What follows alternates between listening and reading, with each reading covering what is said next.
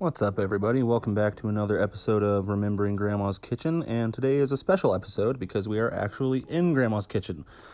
And today we're going to be making cranberry cake. It's a Thanksgiving and Christmas staple for our family, and we eat it almost every year. So we're going to start with 2 cups of all-purpose flour in a mixing bowl.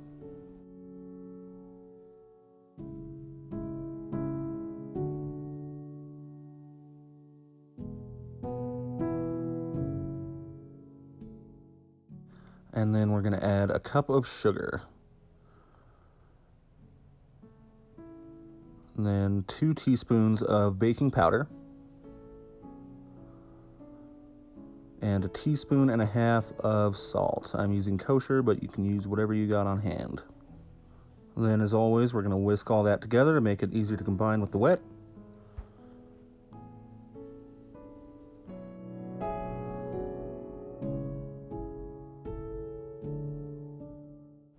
And then we're going to add a cup of milk. And we're going to get that all mixed up, ready to go. And then at the end, after we're done mixing the milk in, we're going to add in 2 tablespoons of melted butter and get that nice and mixed in as well.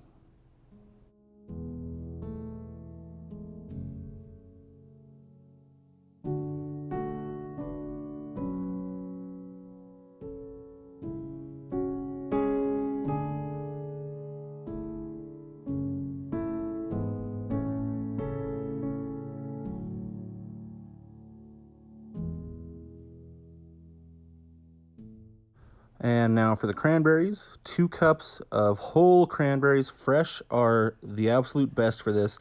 If you have to use frozen, you can get away with it, but make sure they are still frozen when you add them into the batter.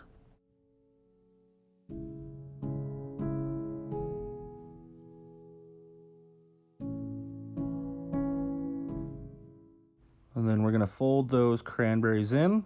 And once those are well incorporated, we're going to scale this into an 8x8 square pan or a 9-inch round, well greased and floured.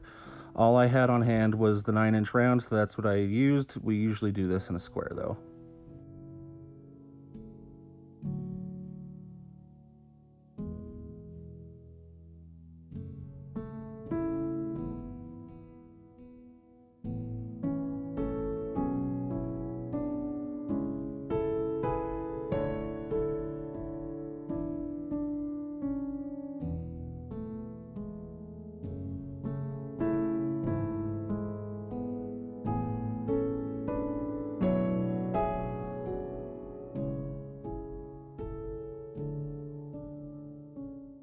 And then that's going to go into the center of a 350-degree oven for probably about 45 minutes or until the cake is nice and golden brown.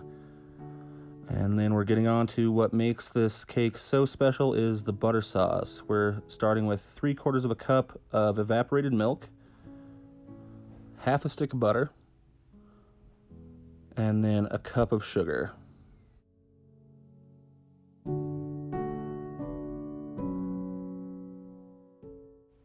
And then we're going to put that onto a very low flame. It's usually easier to make this sauce in a double boiler, but I just do it on the stove.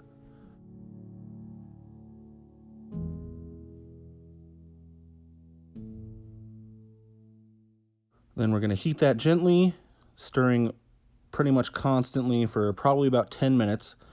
It'll come to a simmer, and after about 10 minutes, it'll thicken up really nicely, and you'll have a delicious, rich sauce to go on top of your cake. And after about that 45-minute mark, your cake should come out of the oven looking like this. Pretty good looking. We'll give it a cut here and plate a piece up with some butter sauce. We like to serve this warm, not totally hot. I usually give the cake about 10 to 15 minutes to cool out of the pan before I cut it, and then some warm butter sauce on top, and you've got Thanksgiving right there.